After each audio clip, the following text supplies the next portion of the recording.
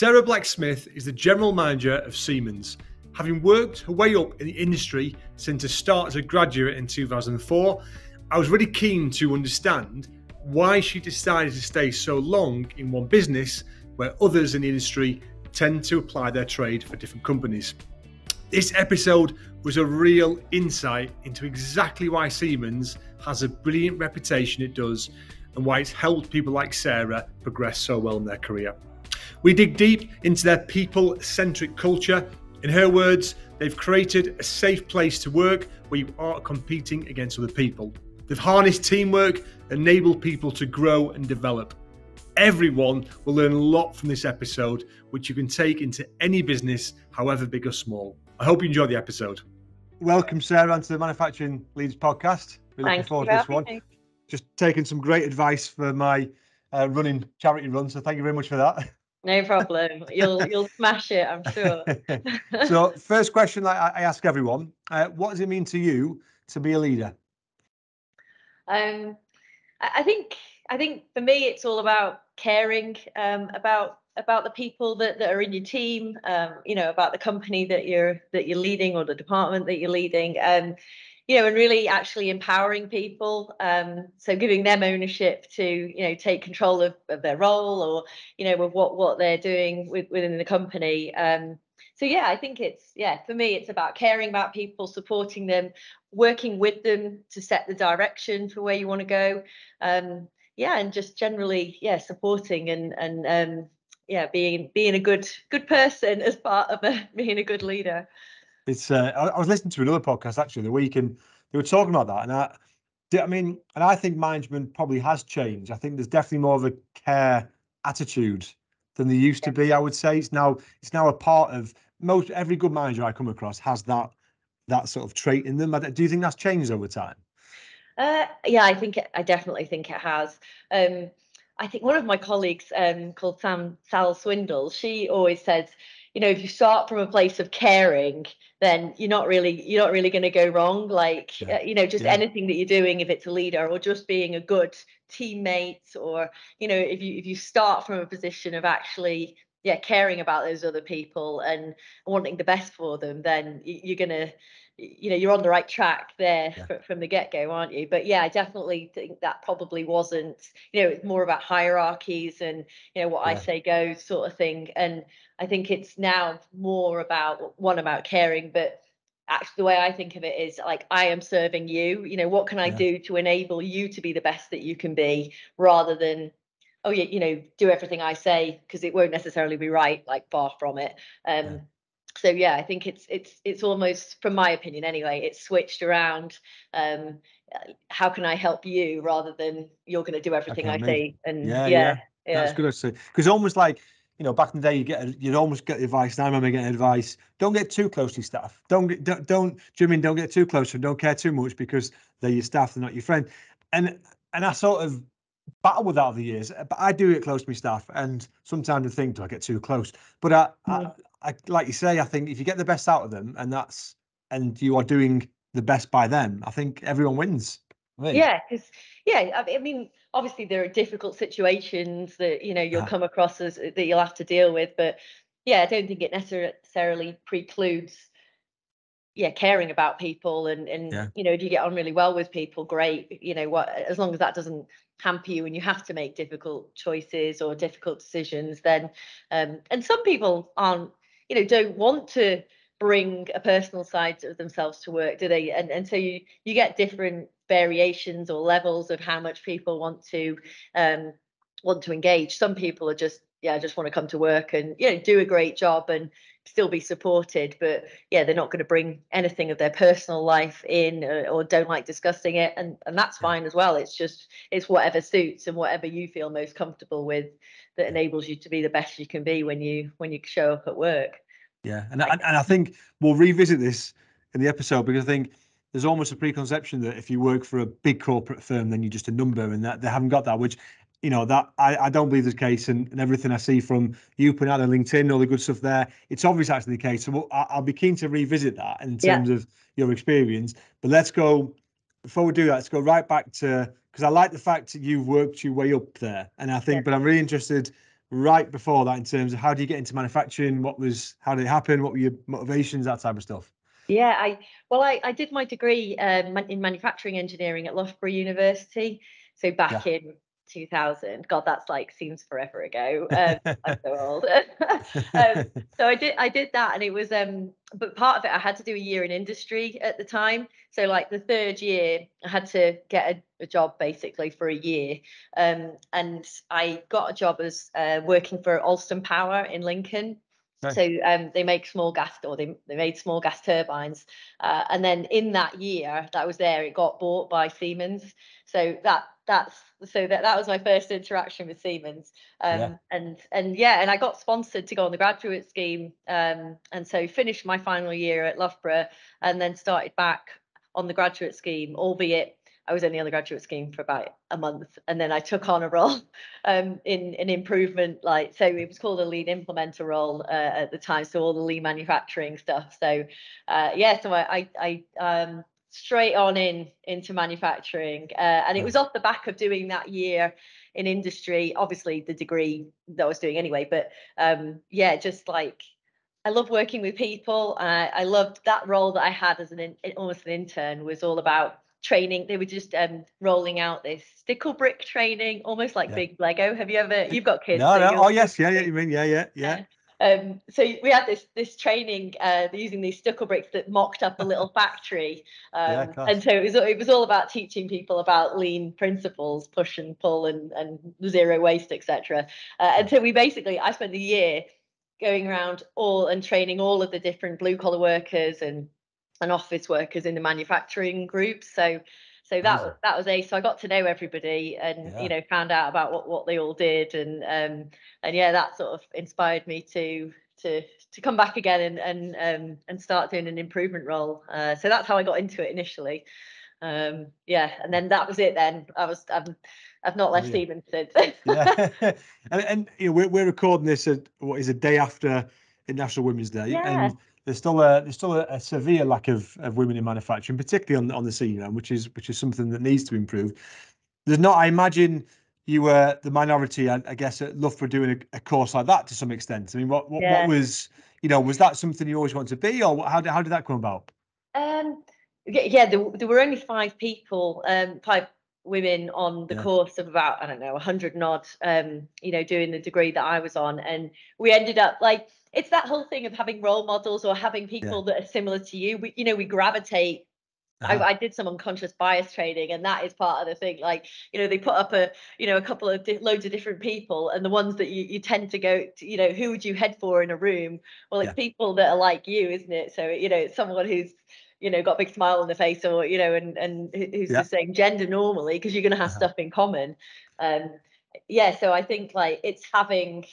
So we gravitated together, the women that were on that course, and I think it's the same in work in terms of trying to get role models, but it's a bit Yeah, chicken and egg, isn't it? Because yeah, you need some people to come through and yeah, be exactly. Yeah, inspired, everyone can be. Yeah. yeah, without having role models Uh-huh. necessarily. So I think the more people we can, we can encourage, more women that we can encourage and really showcase and highlight how diversity really adds to businesses, that will hopefully then encourage more and more people to think, yeah, I can do that, like, why Yeah.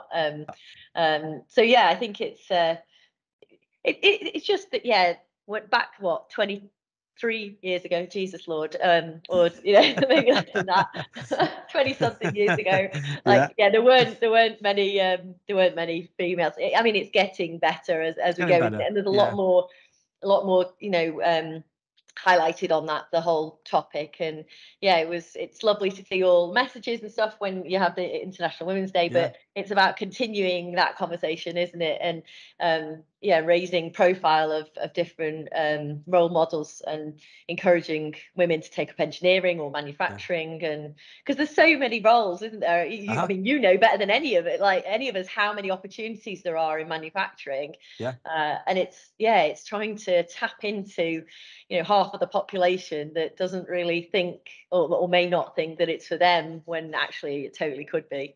It's awareness piece, isn't it? 100%. Because I think even now, if you probably Googled engineer, I'd imagine 90% of the images, probably more, are men. And probably even within that, the pictures are probably real industrial type Yeah. settings, and Yeah. that's Yeah. still the stereotype. And you only know what's what you can see and what you've been told, and yeah, there's still not enough. And I think, like you say, there's more Yeah. people like you that are flying the flag to the career that you've had. And I think that is going to inspire other women to go, because I think there's a lot of people, understandably, who don't want to be a minority in an environment like that, and probably Yeah. think that it's still quite masculine, where in a Yeah. lot of environments it isn't now, really. I don't think it No. is.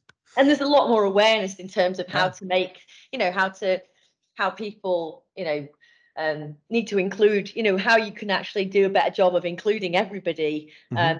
And recognizing where you might be doing things in certain ways, or language that you're using that actually will um you know not encourage not just females, but Yeah.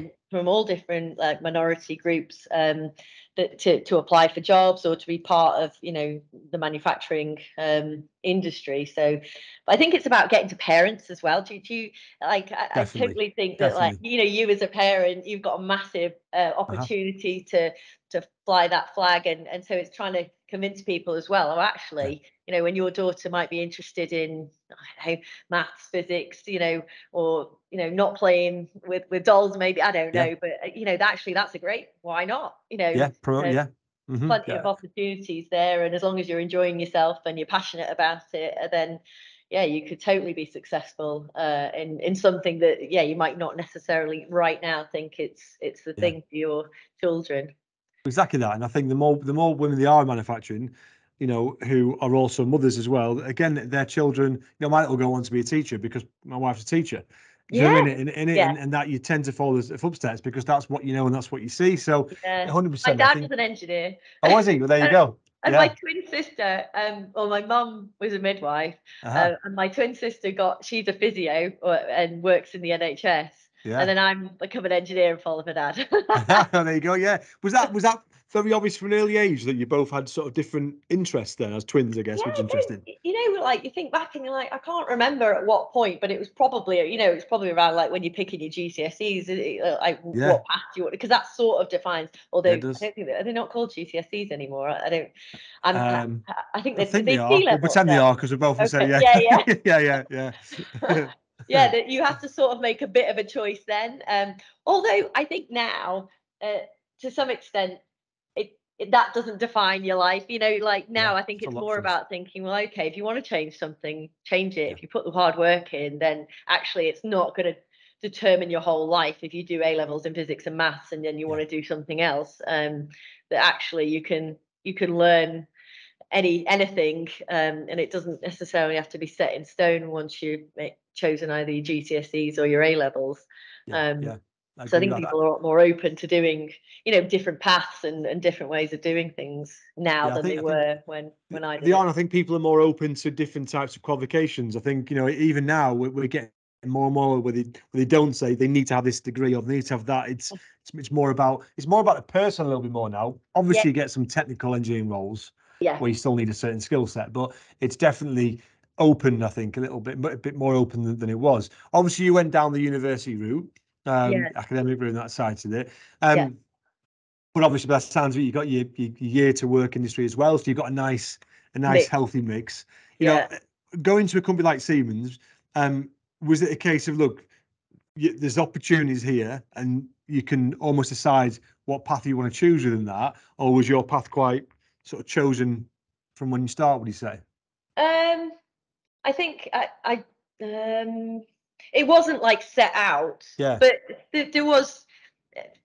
There is a sort of I don't, not a hierarchy, but there's a sort of there are career pathways that yeah, you can choose. mhm, Um, be it, like main, if I was to generalize, you can go a leadership route, or you could go yeah, like a technical expert route.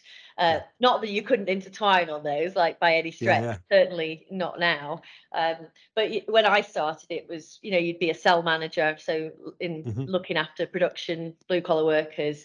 Then you go up to a manufacturing manager role, production manager, and then head of manufacturing. That's the path I followed. yeah, nice, And sort of just traditionally, I suppose, working your way through those yeah, different, you gradually get more responsibility as you're going up. But I think there's a lot more opportunities now to do different things, certainly from a technical side, of becoming an expert in a different, and sort of going wider rather than deeper.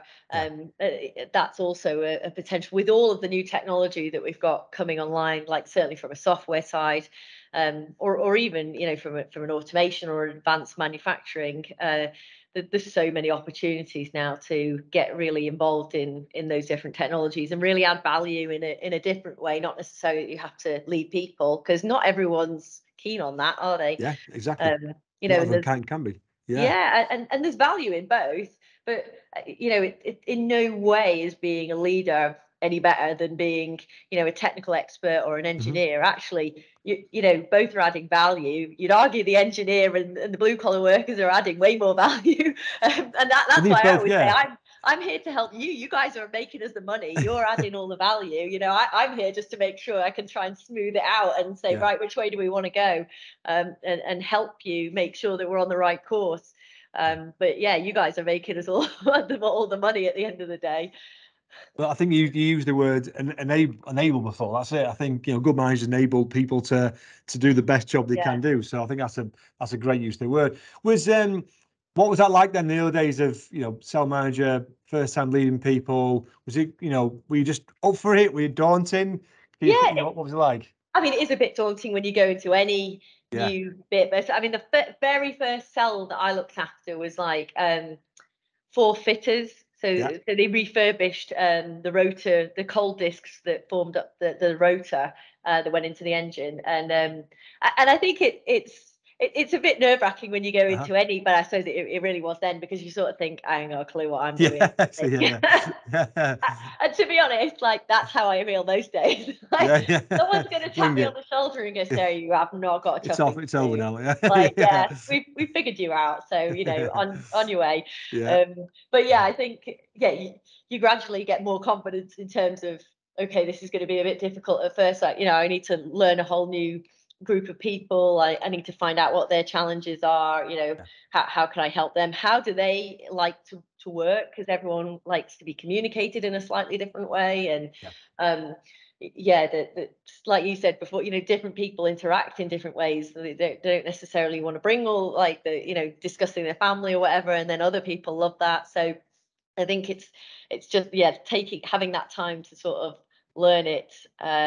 And I started this new job in June last year, and I'd say like 6 months I've been like proper senior stuff as well, isn't it? I mean, was that sort of pinch yourself moment, I guess, and in terms of, well, this is it was a real pretty senior level. because I wasn't even going to apply for it. And then I got a nudge to say Brian Holiday said, that's going up on the board, have you considered applying for it? And I'm like, wow, if Brian's asked me, like, maybe he thinks I could actually do it. Like, maybe he wouldn't say, oh, why don't you consider applying if he didn't think. And I think, sometimes it is somebody having seeing that somebody else thinks you can do it, goes a really long way. Well, it did for me. Otherwise, I still be in Congleton, which wouldn't be a bad thing, because I love Congleton, which is where I am today, actually. But so it gets you out your comfort zone and gets you to take that first step. And I was saying, like, everyone goes like, get out your comfort zone, and you're like, everyone, we should do this, get out of our comfort zone. And then you get out of it and you're like, get me back in. Jesus, this is like the hardest thing ever. Why have I done this? I was quite happy in my comfort zone over there. Isn't it? But no, it's do you, I mean, how much sort of self-reflection do you do you think? Do you have moments, do you give yourself moments where you reflect and go, God, how far have I come, and how do I feel, that type of stuff? I don't know, because I sort of always think, like, oh, what else should I be doing? I get that feeling that you're similar to that, like, what else should I be doing? I need to keep, like, if like that whole thing, if someone's going to tap me on the shoulder, like, I need to keep moving and keep learning and keep I've never actually fully ticked all the boxes, because I think everyone feels, in my experience, like they're winging it, whatever they're in. Do you know what I mean? Like, and we're always doing the best version of what we can with the best situation, with the situation that's there, isn't it? It's trying our hardest. And I think I probably learned to be more transparent with that in terms of as a leader. I would say, in terms of, look, if I'm having bad days, whatever it is, do you know what I mean? I'll try and have the answers, but I haven't always got the best answers. Do you know Yeah. what I mean? I think there's And some, just being open and saying like, yeah, a actually, mistake. I don't know all I mean I definitely don't know it all at all at the moment, and so I'm Yeah. it's to the team like you guys know it all. You guys are the experts. Like, I'm definitely going to take your steer on different things because you know when you've experienced it, and I'm Yeah. not arrogant enough to think that my decision is the right one. Like you've said, it's a team effort at the end of the day, isn't it? Because that's a different type of leadership, isn't it? If one of the questions I always ask people is, what do you think the best route to management is? Is it on the tools, working your way up, or is it the academic route? Mm, And probably the majority of people have come through the sort of on the tools route. Is it a very different strategy that you have to have because you haven't come from that room? Because, like you say, it isn't a look, pass me that spanner and I'll show you how to do it. It's a yeah. different process, isn't it? Yeah, it is, and it's I'm probably classed as more of a generalist and more focused on people than technical side of things. Even though I did an engineering degree, like that is not my forte at Yeah. all. Like my Yeah. husband always says, like, how the hell did you get an engineering degree? Like we're always joking about it because ever since I got it, like I've really focused on production management, leading people, Yeah. really engaging. That's where I get my energy from. Yeah. So and that's probably leads it like that's the whole like that imposter syndrome thing, isn't it? Yeah. Yeah, 'cause you feel like, oh god, people are going to think I don't know the ins and outs of everything. So that's not going to be who you call. You're not going to call on me to answer your technical questions for sure, but I will make sure that who are the right people. Let's get the Yeah. right people in the room. Connecting. Let's what can I do to make your job as easy as possible, and make sure that we're engaged with the different teams that we need to be engaged with, have good relationships. We communicate, because that's one of the biggest problems I see wherever you go. Communication, if you can get that right or improve it, Yeah. you're on your way to to developing better relationships and being more successful. um and just giving feedback, because we don't do that at all enough, do we? Yeah. It's a um massive. Hmm. yeah, so I mean, I like structured learning. So I know what you're saying in terms of coming through from the shop floor, but yeah, the academic side suited me because I like structured learning, and then taking that away and then implementing it in at work, certainly from a leadership point of view anyway. So yeah, that was definitely it's a better route for me because it's Yeah. more structured. It just helps me. Apologies for interrupting this podcast for a very quick 30-second pitch of my business. Theo James are a specialist manufacturing and engineering recruitment search firm based in Seaham in the northeast. If you're looking for any staff or a new opportunity yourself, from a semi-skilled level right the way up to C-suite executive, then please get in touch. We have a specialist consultant in each discipline ready to help. I'm extremely proud of what we've built over the years, and I'd love to extend that service out to you. Thank you. Enjoy the podcast. Who do you think's been the biggest influence in terms of perhaps managers you've had in the past on you now? Yeah, well, probably um, Andrew Peters. So he's the MD of Siemens Congleton. He's retiring, actually. Shout out to Andrew for his retirement in April. But Andrew Peters is um, he's just so supportive, and he really fosters, wants to get a great culture. So really work to pull a great team together in Congleton, certainly when I was there, and now until he goes. Willing to receive feedback and give feedback, but really open to receiving feedback, and incredibly aware of the impact that he has on others. So and the shadow, like he talks about, the shadow that you cast. If you walk in and you're looking like really worried or miserable, well, everyone might be looking at you thinking, "Oh God, what's up with Andrew? Is something wrong, or is the place going to get closed?" Like people jump to all manner of conclusion, Absolutely. of assumptions, and he always, was saying like, you have to be really aware of that, and it's what he's developed over the years, but yeah, Andrew is awesome, and he's so he's just really supportive, and he's really good at like situational leadership. So Yeah. sort of adapting, depending on the situation that you're in, and what sort of leadership style. So not just going into the whole, the whole role in one mode, but recognizing that people are different, situations are different, and if you're going to be the best for those people, then you need to adapt according to the situation. So yeah, Love he's that. look him up on LinkedIn. He's ace. Yeah. And what's probably the important thing there is that I'm sure he's obviously he's obviously hired and trained and brought in people like you who share similar traits and values, knowing full well his retirement age, come to leave a legacy. Do you know what I mean? So I imagine there's leaders like yourself who just, that is now the culture of Siemens. And I think you talk about influence, who influences that, and I know you must have, you're Simon Sinek. So Yeah. one of the things that he talks about is actually, well, there's him and there's another guy, Robert Marquette or David Marquette, who wrote The the book boat Turn the faster. Ship Around. Yeah.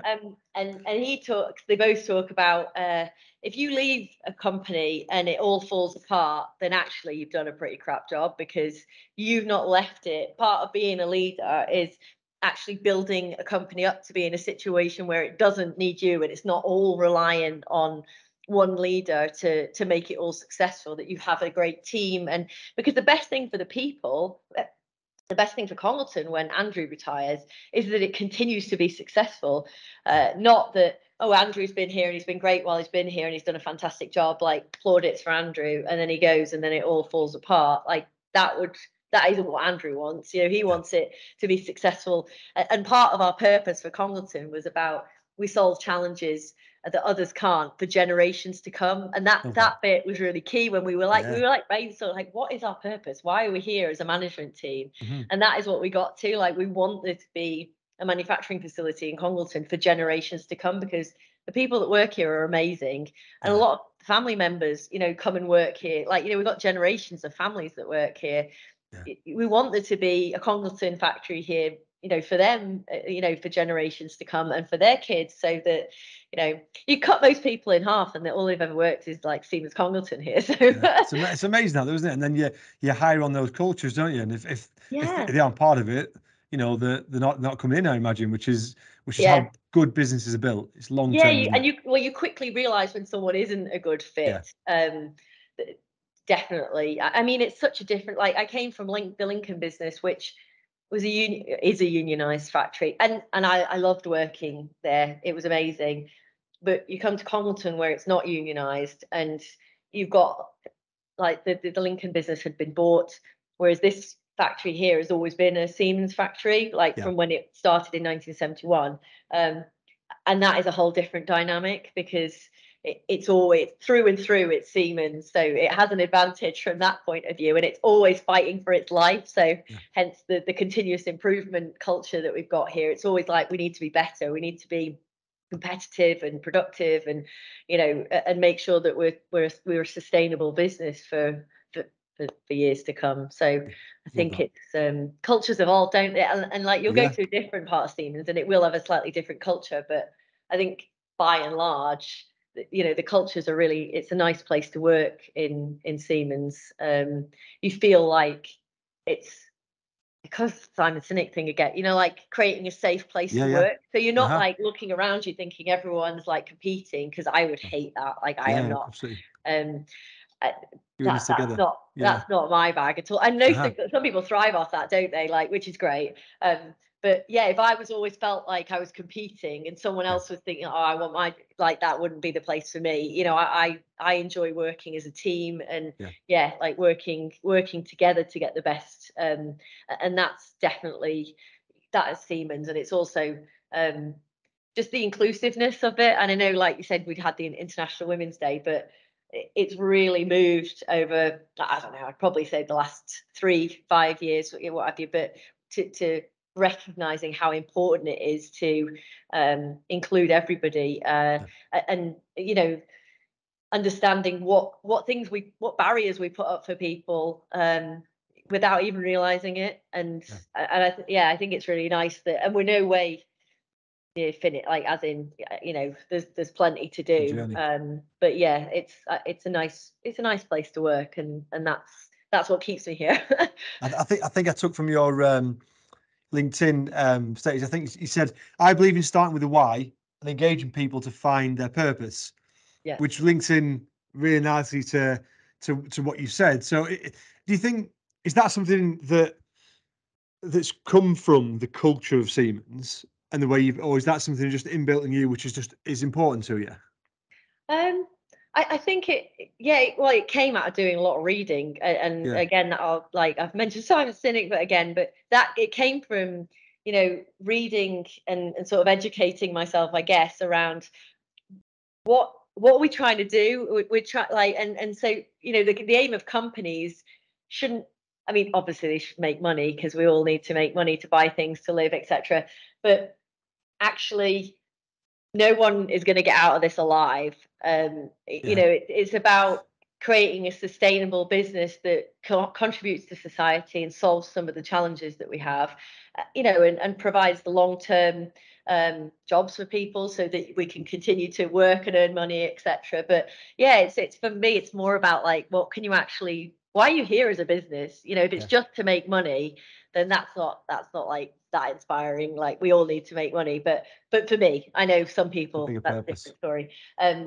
Yeah, but it's yeah, what are we doing? And Siemens is really focused on, yeah, how does our technology add value? Like, what challenges can we solve that will enable, us to be more sustainable, that we're using less resources overall, that, yeah, we can automate things where it makes sense, and make sure that we're competitive, so that we get more investment, and then we can create more jobs.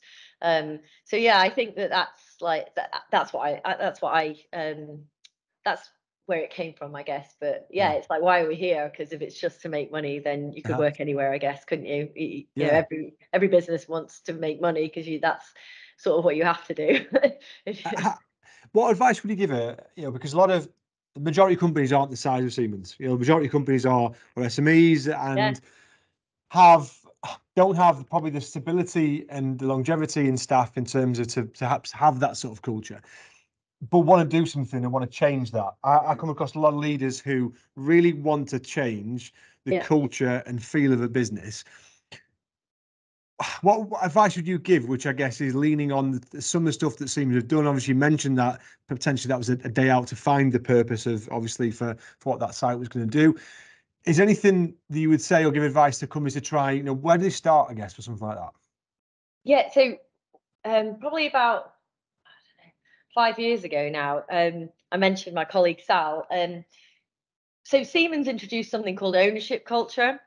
And so it was, on high, someone said, like, right, oh, what the ethos of it was, if, if people are treating Siemens, when they're making decisions, if you're thinking about this as if your business, then you're probably going to make the right decision. And so, but one of the good things that they did was said, okay, each business, you can decide what this means for you. So there was like 8 different areas. So it might be,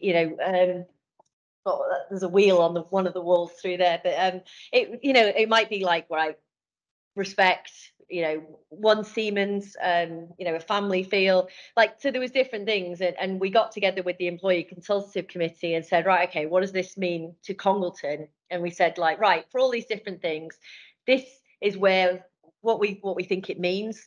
And we took everybody through a process of saying, like, right, what is culture? So we did a little piece on that, and Cherie Harley is on YouTube. She, like, talks about culture all the time. Like, have a Google of her Yeah, you later. But will.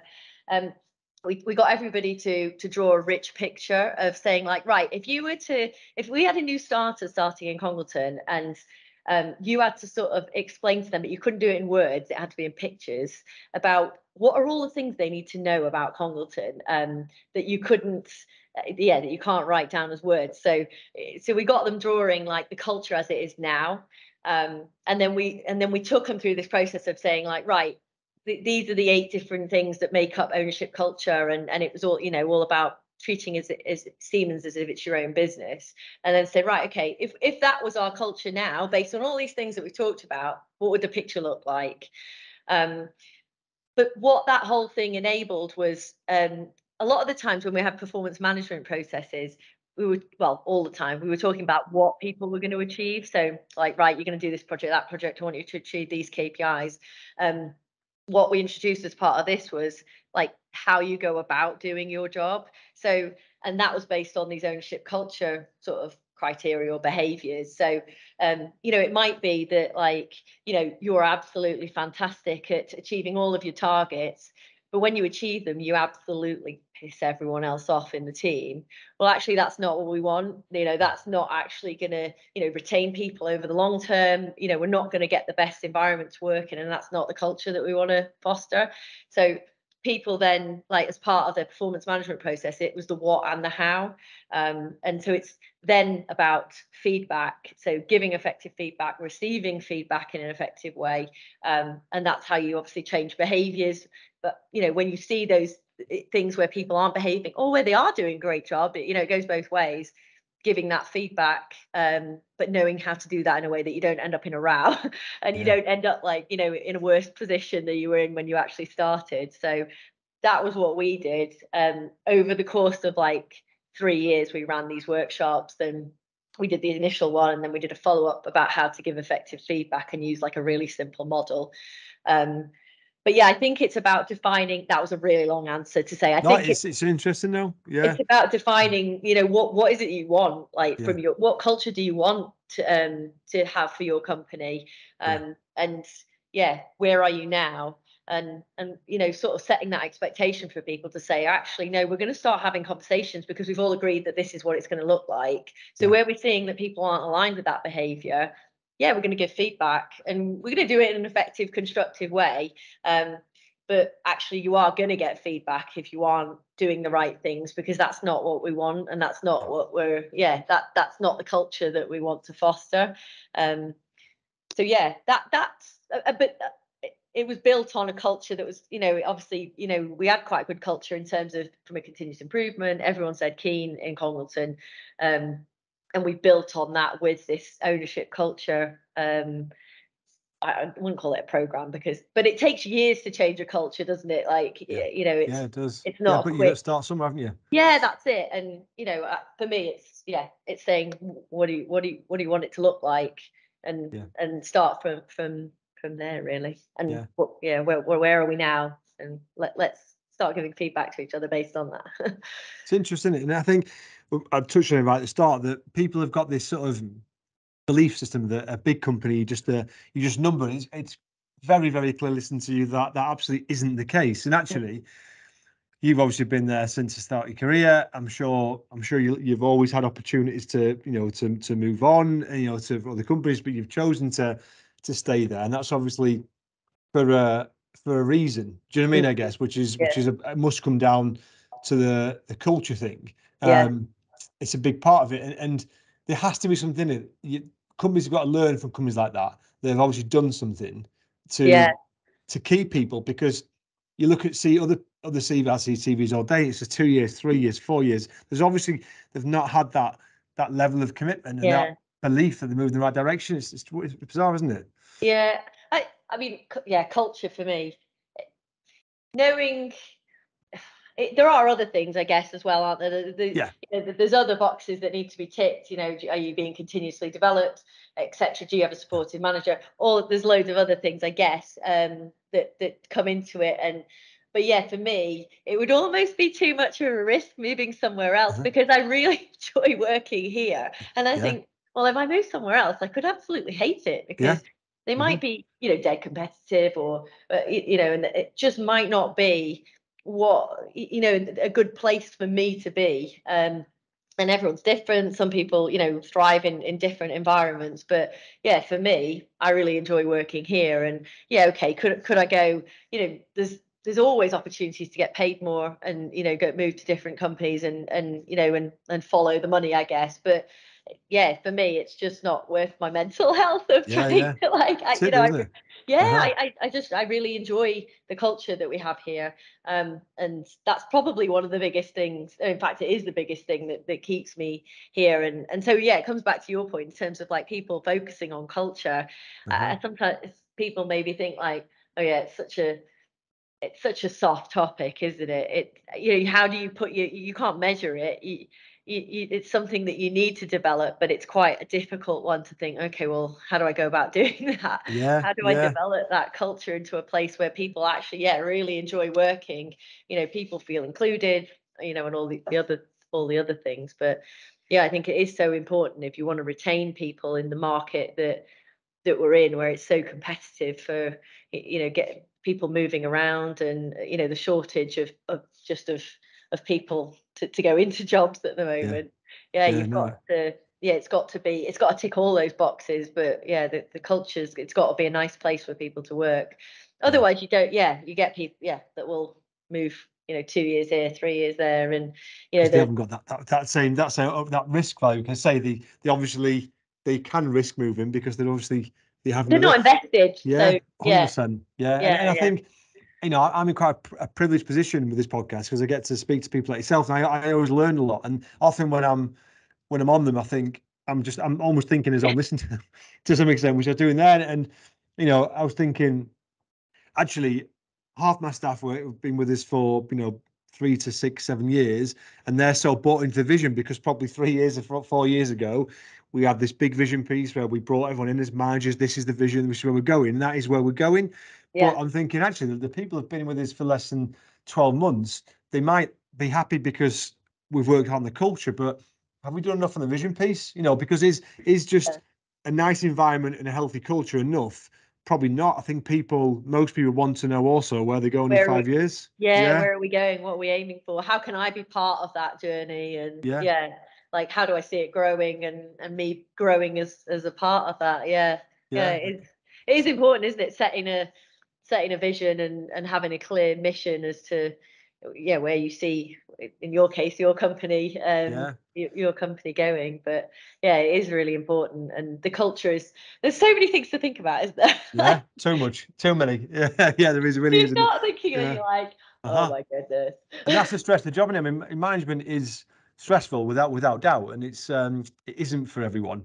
We've had Yeah. people in this business that have gone, yes, I want to be a manager, and then 6 months in, I don't want to be a manager, and that's fine. Do you mean because of Yeah. people? I like the fact people can trial and then go, actually, I much prefer just doing this, or Yeah. vice versa. Really, how Yeah. do you deal with the bad days? Because sometimes do you know what I mean? Like, how do you deal with is it a case of driving back and thinking about it and then it's gone, or are you someone that? I'm like king of the warriors, or queen of the warriors, I should Yeah, say. same. Yeah. Yeah, So yeah, yeah. So like, yeah. Uh-huh. I do, but yeah, yeah. So I do think about things a lot. I mean, running helps, and Yeah. you're a fellow runner, so Uh-huh. that helps. Sort of, you go for Clear a the run, mind. and you clear your head, or if you're on the treadmill, you can watch something on Netflix. But Yeah. so that definitely helps, because most of the time I get off and I'm like, oh, okay, right, feel a bit better now. I feel like I can, approach a situation. But I think I watched one of those, I listened to one of those Steve Bartlett's Hmm.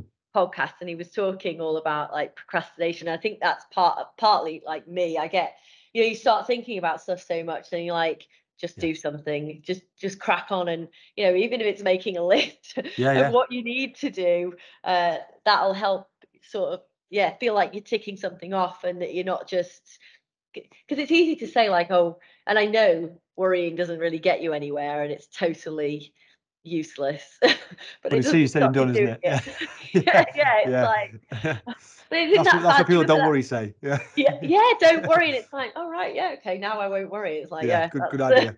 Yeah, yeah, yeah. that's a Yeah. great It's plan. It's just, yeah, uh-huh. realizing it, that's the challenge. But sometimes worrying about it forces you to think about things. Do you know what I mean? Force you to think about Yeah. things and you find solutions. And Yeah. And I yeah, sort of, in a way, feel like if you didn't worry about anything, like, do you actually really care about yeah, it? exactly that. Yeah, Yeah. 100%. And I think Shows that you it's actually care enough about it to, yeah, yeah, to worry about it. It's just if you're carrying on mulling it over too much, that you sort of get too yourself dead much. het Yeah, up with it. Yeah, that it yeah. becomes a problem.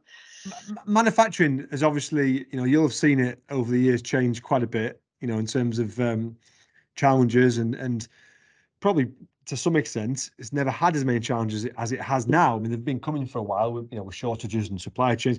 Have you have you seen? Do you know what I mean? Have you seen sort of that peak and trough, or how have you seen the last sort of 12, 24 months within manufacturing change? Um, yeah, like, well, probably say the last 2 years with the whole supply chain challenge, that we started COVID thinking like, oh God, I remember coming home one day and thinking like, are we still gonna have a factory? Are we still gonna, like, because you just didn't know what was gonna happen, did you? And I remember thinking like, oh my God, I'm not gonna have a job. Like, I just, you just went from one spectrum to the other, end of the spectrum to the other. And then it started to pick up, and then it really picked up, and then all of a sudden, because of these long lead times, we've got this massive order intake, and you're absolutely rushed off your feet, and every single factory has been in a similar position where you can't deliver. The lead times have just gone out, and you just, like, you've got a massive backlog, like you said, you can't get enough people, bums on seats to do anything, and so you're just in this constant state of, like, on the back foot almost. So yeah, it's been extremely challenging for all manufacturers, I think, in the last sort of 18 to 24 months, with all of the problems that the supply chain has caused. And I think we're starting to see a bit of a drop in orders, just generally, and that will hopefully give a bit more time now to catch up the backlog and to bring a steady reduction of lead times, so that we don't have this halt of, like, a massive contraction of lead times and then no orders, because they've that's dropped so much. But yeah, I think it's been really, really tough, but for us it's been about continuously focusing still on the lean manufacturing side, which is just a given, but that ethos of continuously improving. So we've been on a journey, probably well before COVID, of all around advanced manufacturing techniques, opportunities for productivity with software, and digitalization, that it was all stuff like we just weren't even really looking at. We were focused on the traditional lean, reduce waste, create pull, etc. And so getting into, right, what opportunities have we got to automate to make us more competitive, that enables then more investment. Where can we highlight more productivity through, I don't know, discrete event simulation tools, so I think that journey of digitalization, automation has been, that's been a step change in productivity for us. And also, around the whole net zero piece as well, and sustainability, and really just Andrew Peters again, his vision of, around the net zero, and recognizing how important that is 7 years ago, getting us to net zero last year in Congleton. That was all through, you come back to leadership again, that was his leadership, and actually recognizing that actually, this is the right thing to do, and that long term it can make sure that we're a sustainable business, because we're able to mitigate some of these costs now that we're all seeing, because of the actions that he, and that vision that he set out sort of 7 years ago for Congleton. So I've gone really off topic from your initial question. So interesting. No, it's so interesting. No, we know it's good. I like that. It's so look, some quick fire questions. We should have a quick, but we'll go through them. What 3 things or 3 words make up a good leader, would you say? Okay. Caring, listening, empowering. Nice. I've already asked this one a little bit, but what do you think is, for most people, the best route? The academic route or the on-the-job learning? I'm going to sit on the fence, and I'm going to say depends on the person. For me, it was the academic route, because that's how I learn best. But recognize that everyone's different, and like you said earlier, there's no right or wrong anymore, is there? It's just put the effort in, and show that you're willing, and that you want to learn, and most people will support that, won't they? Because it's Excellent. No, I completely agree. And I have a guest question, but actually, subconsciously, I must have known about it, because I think I've already asked you it. So this was Ricky Zebic, who's a ops director of various pharmaceutical companies in his career. But I've kind of already asked you it. If you are working for a business which has employee engagement issues and a distinct problem with culture, what steps would you take to address? Which you've kind of asked, but is there anything else you'd add on to that? I mean, just to emphasize that, trying to get that culture of giving feedback and receiving feedback, and And yeah, just really, the quicker you can get to that point and actually get to a point where you're saying like, right, Mark, you know, I want us to have a great relationship at work. So if there's anything that I do to annoy you, then feel free to give me the feedback, you know, and I'd like to be at a point where I can do the same for you. And so anything that comes up, you know, positive or negative, I can just give you that feedback straight away. And it's not a big deal, because a lot of the times at the moment, people are like, oh my God, I've got to give that person, I've got to tell that person. And you're like, why is it such a big deal? And the reason it's a big deal is because you've not set that, like that, drawn that line in the sand and said, okay, actually, let's not make a big deal out of this. You know, let's just give each other feedback and think of it as a gift, rather than thinking about, oh sweet Lord, someone wants to have a chat with me. They've put like a quick chat in and you're just dying internally. Yeah, so, yeah. No, like a bit, like you say, that is the culture of honest, transparent feedback, not something big. Yeah, I completely agree. definitely. I love that. Right, and the final question, the age-old question: if you could go back to your first day of managing someone, so I guess sales manager, you know, the first ever day, knowing what you know now, what advice would you give yourself? It's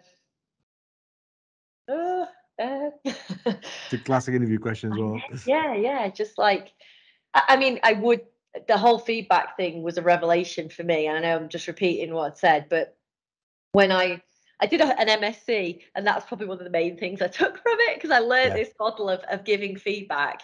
And I think once you've got that and you're not afraid to do that, just all conversations with people that work for you become 10 billion times easier, because you're not making a big deal of it. You have an open relationship that's built on trust. But actually you're doing it from a point, like I said before, of actually caring about that person. I care about you enough to give you this feedback. You know, I really want you to succeed. Don't think of it that I'm attacking you in any way. I want you to be successful. And this is the only way that we're going to be able to converse in this. Like, we want to be able to give each other feedback. So if I'd have learned that sooner, it would have been way better. No, I think that's a great takeaway, actually. I used to get so worried about having to speak with people about topics, and you'd like build it up and worry about it, and invariably it wasn't as bad as what you built it up to be. But it could have been a lot easier if I had a bit of a structure. But I think you use the word feedback and not criticism or something. I mean, that's the difference, isn't it? It's feedback. It makes you more open and honest. So look, this has been great, Sarah. I've really enjoyed it, and it's been really interesting insight into. I think the takeaways people will find from it is an insight into a business like Siemens in terms of what they do, how they do it, and how they've obviously manufactured a culture there which keeps people happy, and people are bought into the vision, and that's really important. I think a lot of people will get that takeaway with, look, they need to make sure they can harness that in their own business, because it's so important. It's so important, because people want more from an opportunity now. It's purpose. So you've hit it on the head there. They do. They want to know that the company that they're working for is why are we here? What good are we doing? No, definitely. No, thanks so much for having me. Thank you very much. It's been great.